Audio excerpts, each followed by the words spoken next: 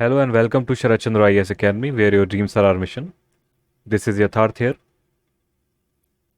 So in this video, we'll be talking about India's demographic potential. Demographic basically means geography plus population. So we'll be seeing various prospects here. In the background, there's a beautiful picture of Delhi, India Gate. So we'll be seeing the demographic transition in this video, reading about demographic potential. We'll see the challenges involved and the way forward. So let's first understand the demography or population in its essentiality. That's what we are talking about. So demo or demos plus graphos. So the study of people or population. Demos is basically people. And another word you must be familiar with is democracy. That means the rule by people.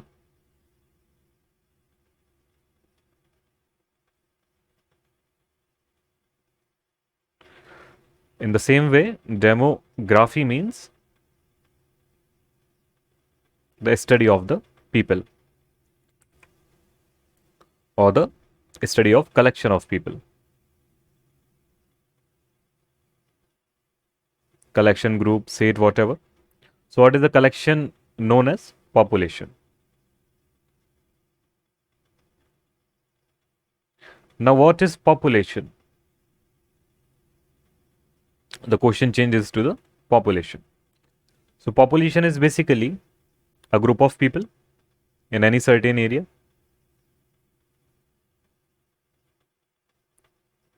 So we can see two things here. One is the area. Second is the people. They are codependent on each other. Why they are codependent? Because one is the producer here and one is the consumer. If let's say there are 100 people and they are living in a forest, then it's all good, no problem, everyone is happy, they are eating so many fruits and having fun, they are hunting. But let's say if there are 100 people stuck in the sea or they are stuck in the desert, then they are not so happy because there's nothing to eat, there's no water to drink, there's a dearth of the resources. On the other hand, in the modern economies, the population also serves as a resource or asset, because there are people working towards the betterment of the economy, towards the growth of the economy.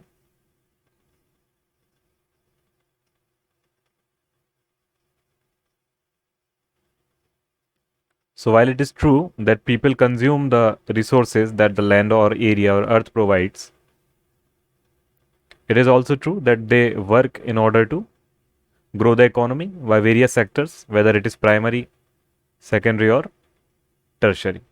So there has to be a fine balance between the use of resources and production of resources. If let's say the population exceeds a certain limit,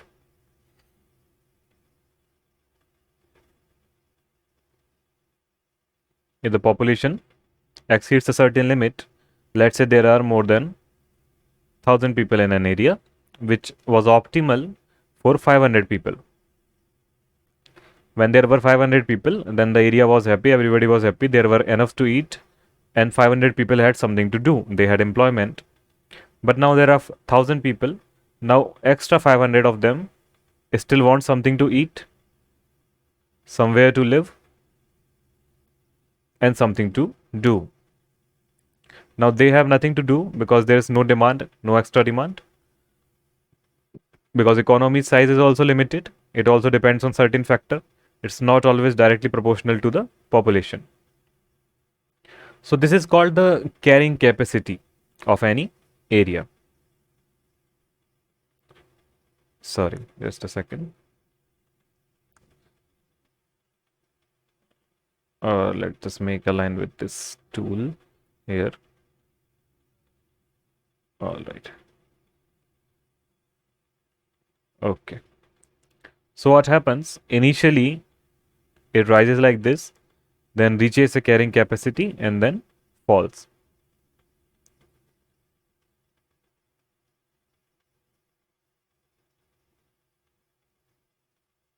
Population versus productivity. All right. So it should not, the population should not exceed after a certain limit for the things to remain perpetually productive. All right. So let us see what is the news now.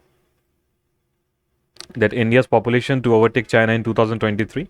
And as per the latest news, it has already overtaken. So we are the most populous country in the world now. So we are the first place in that. So what this graph shows here is this is 2023, this year. Now the population of India keeps growing a little bit more and it peaks at around here, more than 180 crore people. And China's population, even after intersecting, it is declining. China has also changed its policies very recently. From the one-child policy to two-child policy, it has come now after realizing. So there are population pyramids. Population pyramids, where we see that what is the population size of the children of the working population, that is between 15 to 65 years of age, and then of the elderlies. Now in Japan, you must be seeing this problem where there are too many elderlies right now. And there is a problem of abandonment of the cities and houses.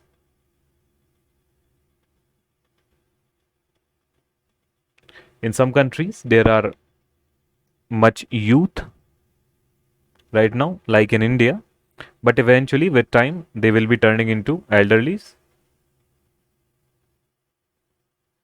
And there will be dearth of the children or the younger population.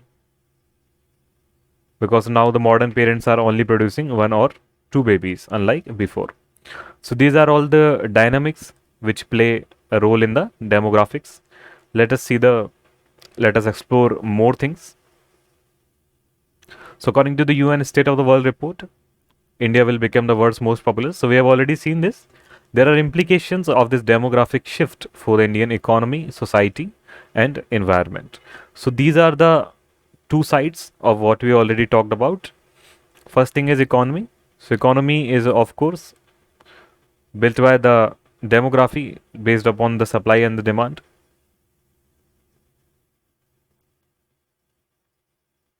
So demand rises as the population rises, but the supply is dependent on the natural resources somewhere, whether it's primary sector or secondary or tertiary eventually. And environment, because of course the population will keep taking on more places. It will lead to deforestation, it will lead to emissions. So there are many things. It will lead to more waste material generation. So population growth previously seen as disadvantage, now viewed as an advantage due to the demographic dividend. So this is basically the share of the working population 15 to 65 years of age. So India needs to create economic opportunities to fully utilize the potential of its demographic dividend. Now India's population growth has been a point of concern in the past. In the socialist era, the growing population was blamed for poverty and led to sterilization programs. So this we are talking about the same time we talked yesterday about the Keshwaran Bharati case. I was talking about a heavy-handed government. So we are talking simply about the 1970s. So globalization in the 1990s saw India as a vast market with untapped potential, shifting the perception of population as an advantage. India's demographic dividend has provided valuable economic opportunities, and India currently has 17.5% of the world population. So these are some data you can use in your mains answer writing, in the GS1 answer writing, and also in the economy GS3. So this is 4 times the population India had the time of independence in 1947, which was only 34 crores. So these are the periods which India has seen since after the independence and a little before that. So initially there was a period of slow growth, area of population in 1891 and 1921. So this data will help you to create an infographic in the answer at 1, 2, 3 and 4. So between 1891 and 1921, the rate of population growth in India was low, and in these 30 years, the population increased by 1.26 crores only. In the whole 30 years we are talking about, and this was so because calamities, epidemics, famines, plague, malaria, etc. Now, period of high growth rate, which was between 21 to 51. So the Census Commissioner had referred to the year 1921 as the year of Great Divide. So why this happened, it was called the period of population explosion. So policies were better, and there were ample resources for people to utilize. Then India saw a period of high growth after 1988 onwards, and there was slowing down also. So decadal growth rate during 1981 to 91 was recorded 23.87% as against the 24.66% during the previous decade. This is a healthy and definite sign indicating the starting of a new era in demographic history of India. So we saw the turning points.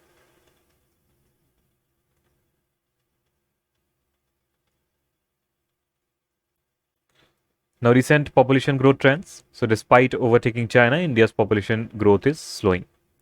The total fertility rate is below the replacement level of 2.1. These two terms are very important. This is TFR and the replacement level of 2.1 for the first time according to the National Family Health Survey. The latest one was 5. You can read about it and the data related. I have put some data here also. UN estimates India's population to reach 1.67 billion, 167 crores in 2050 before settling at 1.53 billion in 2100. Let's also talk about the demographic transition. So demographic transition, so just like everything, let me just tell you simply in its essentiality the concept. So what is transition? Transition is when something changes its phases from 1 to 2nd. So when we talk about the demographics or the population,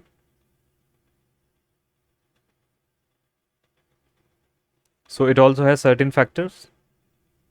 Even if we define people just by the numbers, let's say there are 10 people.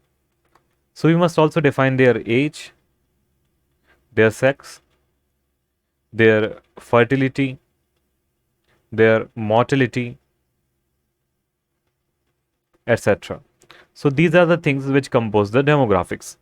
So even if there are 10 people yesterday and 10 people today also, there could have been a change in the demographics because of the change in their age, sex, fertility, mortality, birth rate, death rate, etc. So when something changes the phase, when these factor changes, the population or the demographic goes through a transition. So demographic transition refers to a process of change in a population's birth, death rates and patterns over time as the society moves from a high fertility, high mortality regime to a low fertility, low mortality regime. This transition is typically divided into 4 stages. Now India is at stage 3 of the 4-stage model of the demographic transition, from a stable population with high mortality and fertility to a stable population with low mortality and fertility, with some of the states, union territories also in the stage 4. So why do we reproduce? In order to grow as a species, in order to further our lineage. Now if the mortality is high, that means if you produce 4 babies and 3 die,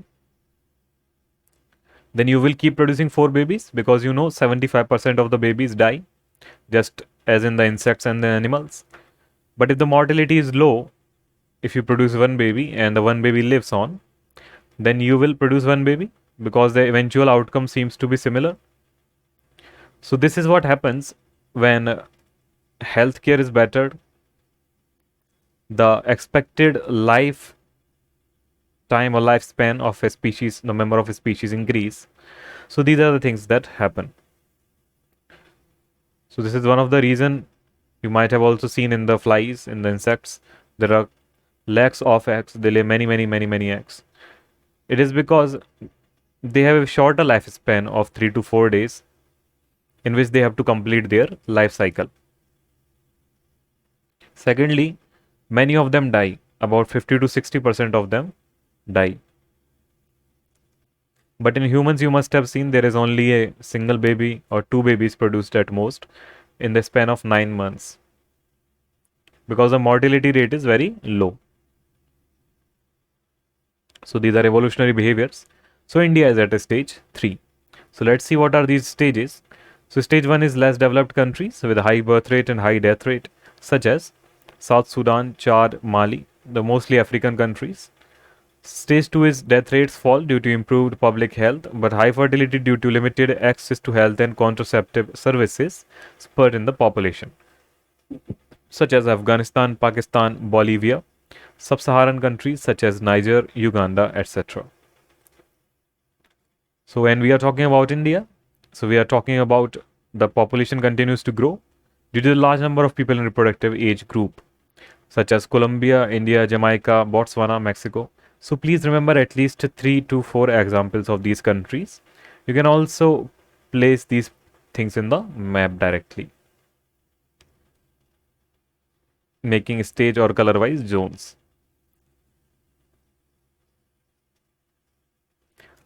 What is important for us is to note down the reasons. First is because everything is bad. Population is also high, mortality is also high. Second is because population is high, the mortality is still okay, the second stage.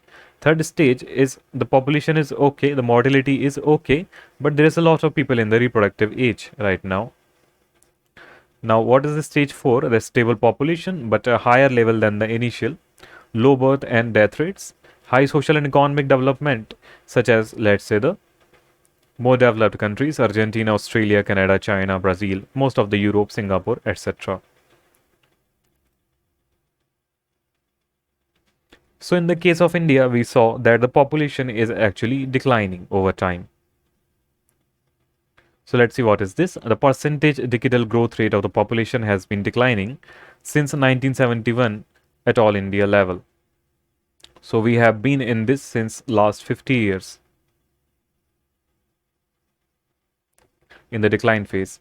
So decline in India, the total fertility rate has further declined from 2.2 to 2.0 at the national level between the both NFHS. There are only 5 states in India which are above replacement level of fertility at 2.1. That means they are still growing simply in the population size. So they are Bihar, Meghalaya, Uttar Pradesh, Jharkhand and Manipur. So Meghalaya, Manipur, there's no issues with them because they are northeastern states with high resources and very low population individually. But the Bihar and Uttar Pradesh along with Jharkhand, so these are more populated and can be problematic. So replacement level fertility is the total fertility rate, the average number of children born per woman, at which a population exactly replaces itself from one generation to the next without migration. So should note down this definition here. Let's see what are the reasons for the decline. So improvement in mortality indicators. That means people have been dying lesser and lesser because of the improved healthcare. You can read the data here. There has been an increase in the life expectancy at birth also. That means the infants live on. They grow up. Increase in the family planning. So better healthcare here as well. That means better access to the contraceptive measures. So it has substantially increased from 54% to 67% at all India level. So these are few data you can use. Other thing is climate change and migration. So Many migrants are becoming the permanent immigrants, and over 1.6 million Indians have renounced citizenship from 2011, including over 22 lakh 50,000 in 2022. Sorry, the number was 2,25,000 only. I got confused because of the comma. Ignore it. Let's see what is the significance of the population growth. So the significance, as I told you, if we assume that the resources are still optimal, that means the present amount of resources are ready to support the growing population. There is enough for everybody to eat and live. Then what does population growth render? So population growth render better human capital. That means there is more people, more expendable people, more people to work, more people to be substituted. Let's say if there are 7 members in the team, one falls sick, then 6 can still work. But had there been only 3, then there would be a 33% decrease in the workforce. Better economic growth. So in the same way, if the population or the people are working as an asset to the economy, especially in any of the direct sectors, then it will render the better economic growth. Third thing is high working age population. So naturally, if there are people and they are equally distributed, then there will be more people in the working age group, which is 15 to 65 years almost. So this is the benefit of having more population. Let's say what are the challenges associated. One is asymmetric demography. That means the growth in the working age ratio is likely to be concentrated in some of India's poorest states, and the demographic dividend will be fully realized only if India is able to create gainful employment opportunities. So this is one issue which we talked about, that if there are many people, what they are having to do. Do they have something meaningful to do? Where is the employment for them? So this is one issue in its simplicity. That means if there are more people in the working age group, now if the resources run out, first thing is that they are creating problem for the resources. That means they are having to eat, they are having somewhere to live, they are generating waste. So the earth has to support them also. Second thing is that what is their use, what is their utility. We are not talking in the social or the family terms, we are talking about economic terms. So as an asset, what is their utility? Second thing is lack of skills. So most of the new jobs that will be created in the future will be highly skilled, and lack of skill in the Indian workforce is a major challenge. So there are many people who have been, let's say, working as a labor only since last 10 years, 15 years. Now they are growing old because they relied on their physical skills, and they are dependent on the next generation, on their sons or daughters. So this is because while they had the time of 15 years, they did not learn anything new and only relied on the one skill that they had. So the skilling of the workforce is required so that the new people can keep substituting them, and there can develop a hierarchy of skills onto which people can move on and generate enough wealth in the end stages of their life to not be able to depend on anybody. So India may not be able to take advantage of the opportunities due to low human capital base and lack of skills. Other thing is low human development parameters. So India ranks 132 out of 191 countries in UNDP's Human Development Index, which is alarming. Therefore, health and education parameters need to be improved substantially to make the Indian workforce efficient and skilled. Other thing is informal nature of the economy.